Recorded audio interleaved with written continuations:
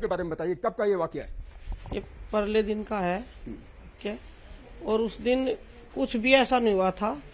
उसके फादर जो है उसे पीटते हुए लाए और बोला कि इस बच्चे को टाइट रखो। तो अब मैं विकलांग हूं, मेरे से तो उठा नहीं जाता।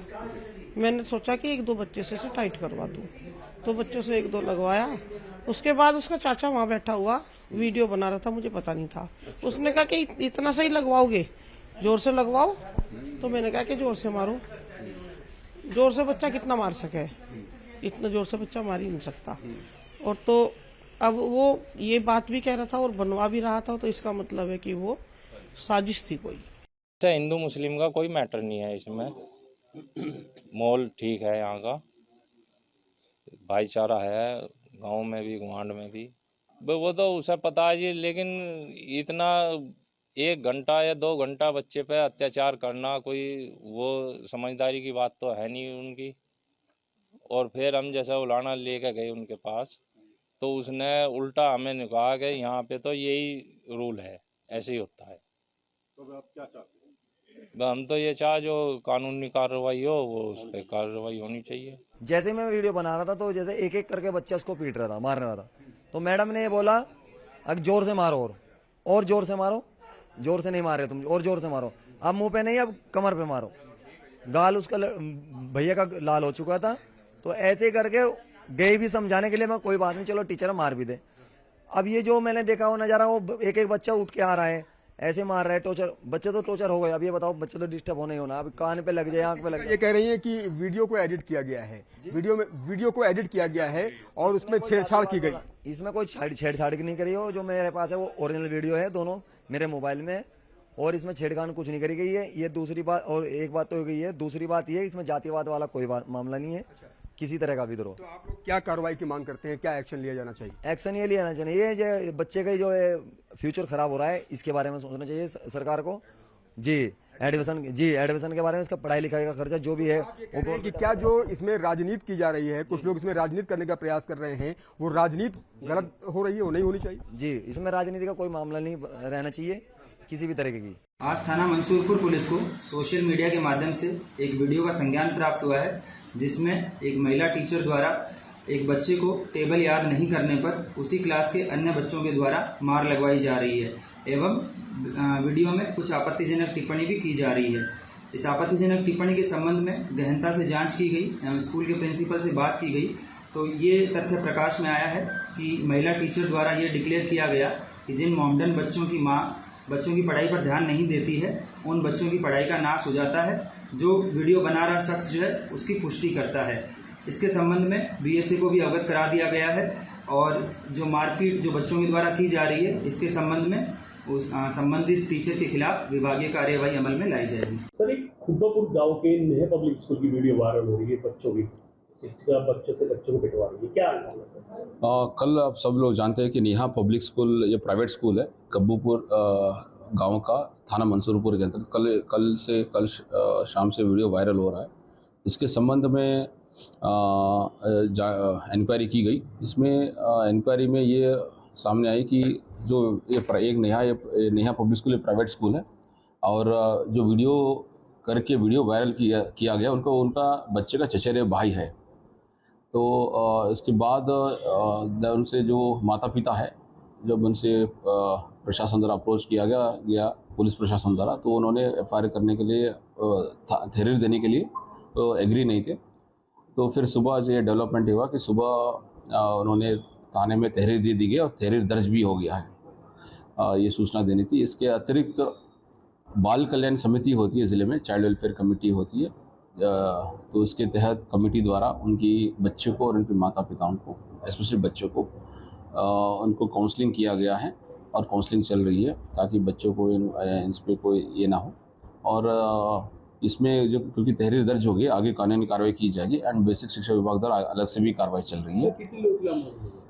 इसमें जो तहरीर दिया गया, सारे जो तहरीर दिया गया था उनकी माता पिता द्वारा, वो सारी तहरीर दर्ज कर ली गई है। मौके पर प्रशासनिक अधिकारी, मौके पे देखिए, इसमें शांति व्यवस्था बनाने के लिए जो अधिकारी वो लगे हुए हैं। एंड इसके अतिरिक्त ये भी कहना है कि जेजे एक्ट के अंतर्गत बच्चे का नाम और उनका ये करना, रिवील करना मना है, क्योंकि इसमें उनके बच्चे की मानसिकता पे पड़ती है। सभी से अनुरोध है कि इसकी एक्ट का गरिमा में ही रहे।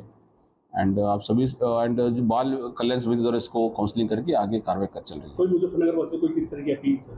सभी से मुजफ्फरनगर वासियों से यही अपील है कि इसमें शांति व्यवस्था बना रखे एंड इस पे आगे धैर्य दर्ज होगी, आगे कानूनी कार्रवाई सख्त से सख्त कानूनी कार्रवाई की जाएगी। देखिए, बहुत ही दुर्भाग्यपूर्ण है अगर समाज में बिल्कुल बच्चों के स्तर तक, स्कूल के स्तर तक अगर घृणा का माहौल बने तो फिर कोई भी समाज और कोई भी देश सुरक्षित नहीं रह सकता।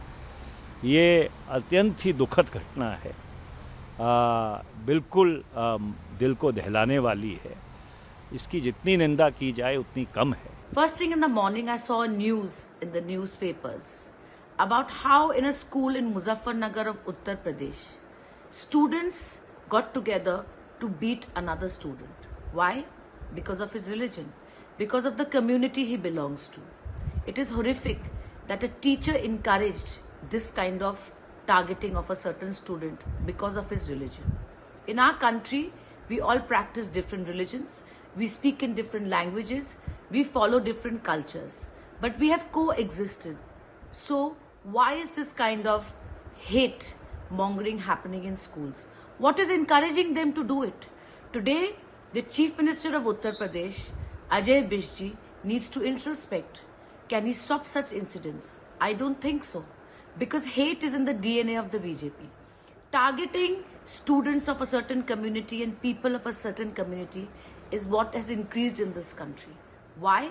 Because of the nature of the politics that the party in power believes in. It is shocking, it is bad for the country, and as a nation we need to come together to condemn such an act. I hope the strongest of action will be taken against such a behavior, and I stand with the family of that child who was brutally beaten in a school which he attends so that he's educated, not because he's targeted.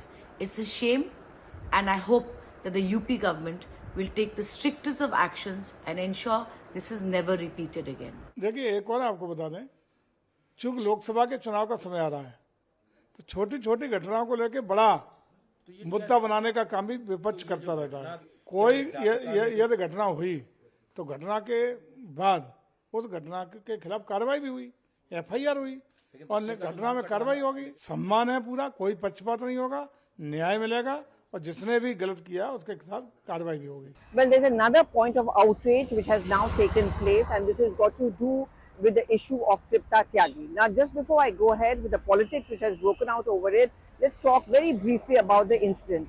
The uproar arose over visuals coming out of a school teacher in Neha Public School in Muzaffarnagar, where the teacher Tripta Tyagi told the students that to go up and hit a small child, and that small child belonged to the Muslim community.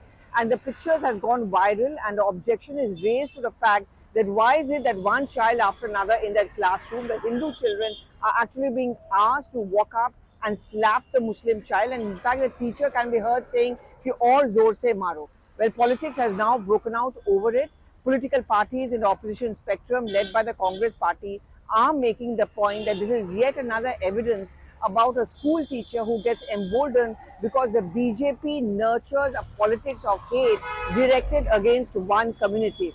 The point again the opposition parties are making is that the child belongs to the minority community, and therefore the teacher had no qualms in taking any action against the child, and in fact she was entitled and she was emboldened. The question then is being asked, a couple of questions by the opposition parties. One, shouldn't a suo motu arrest of the teacher have taken place immediately once those pictures go viral? Second is, why is it that teachers and those who are actually to be an inspiration to the young minds get emboldened? They have no fear of law and they are very openly and brazenly doing it. And third, what kind of a teaching are you giving to these young children who tomorrow can grow up to think that it's okay to take action against someone who belongs to the minority community? Now, the child's parents are obviously distraught. They have already taken the child out of the school, and this has raised to much more of uproar. Questions being asked by, say, a Kapil Sibal, the Trinamool Congress, the Congress Party, the Samajwadi Party, all of them raising the point that this is exactly what the BJP is all about. Now, you remember just a few days back in Ladakh, Rahul Gandhi had actually, in response to a question, said that it's a fact that the Muslims are in danger in our country. Today, he's going to use this incident, and in fact already has, and the Congress party and the opposition parties to make the point that we have been proven correct, because it's truly a country in which there is no space for the minorities, something which has been outrightly rejected by the BJP time and again.